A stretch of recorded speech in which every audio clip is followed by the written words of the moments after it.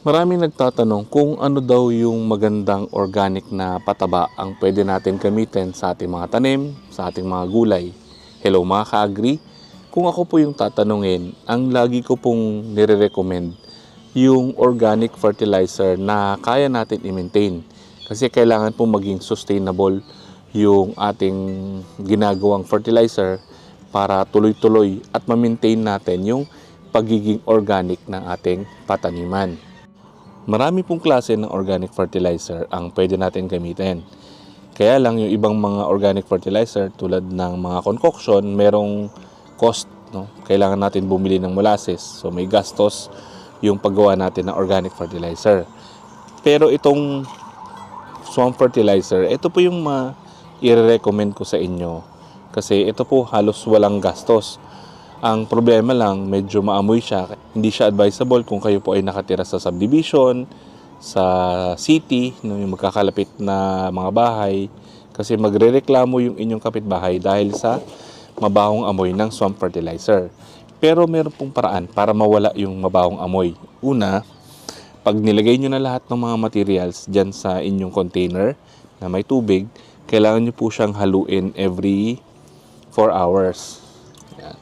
Sa ganitong paraan, mababawasan natin yung mabahong amoy. Then, yung isa pang technique, para hindi siya mangamoy, magdadagdag tayo ng molasses.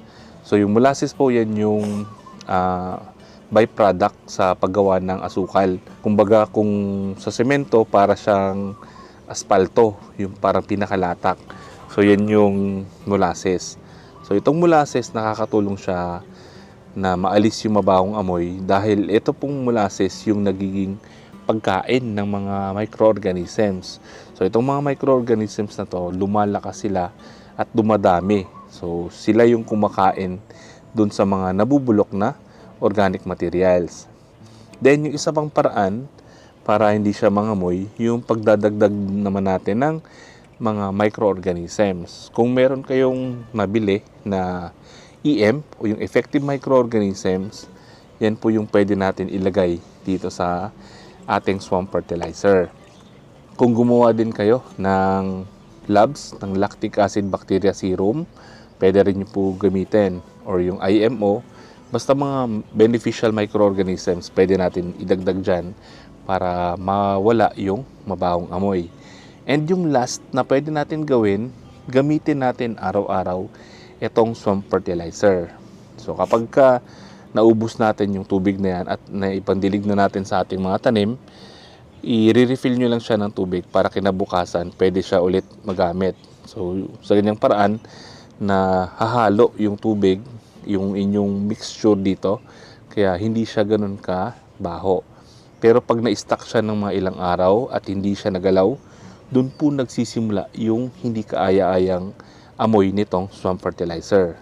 So kahit ganyan po yung amoy na yan, napakaganda po niyan gamitin sa ating mga halaman. Lalo na kung meron siyang mga balat na gulay, balat ng prutas, kasi yan po yung nagiging source ng potassium, pampabulaklak at pampabunga. So kung may mga tanim kayo na nagbubunga, yan, napakaganda po nito. Na-try ko na, ilang taon ko na pong ginagamit yung swamp fertilizer. And marami na rin pong gumagamit nito, kaya sila na po yung magpapatunay na napaka-effective po nitong ganitong fertilizer. So halos wala kayong cost sa paggawa ng ganitong abono. Yan. So gagawin nyo lang ito, after 3 days na mababad yung mga organic matter, pwede na po natin siyang ipandilig. So ito yung ni-refill natin nakaraan ng mga bagong organic materials. So ito po yung pangdidilig natin dito sa ating mga tanim.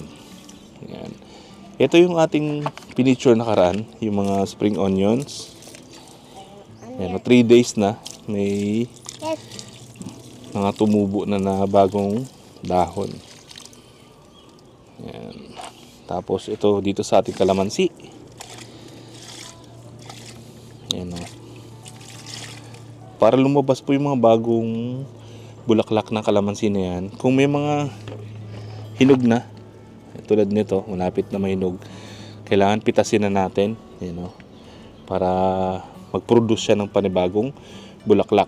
Tapos dahil nagbigay tayo ng swamp fertilizer na may potassium content, so expect natin maglalabas din siya ng mga bulaklak. So ito pa yung mga ibang kalamansi natin sa container. Itong isa marami ng hinog, kailangan natin i-harvest. Tapos ito yung ating talong. Ayan o. Pitasin na po natin yan. So dito po sa spring onions, huwag nyo siyang didiligan araw-araw. Mga every 3 days. Kasi mabubulok yung mga spring onions. So lagi lang natin i-check kung may moisture pa yung lupa. Saka tayo magdilig. Then, kung nabawasan na yung inyong swamp fertilizer, i-refill nyo lang po ng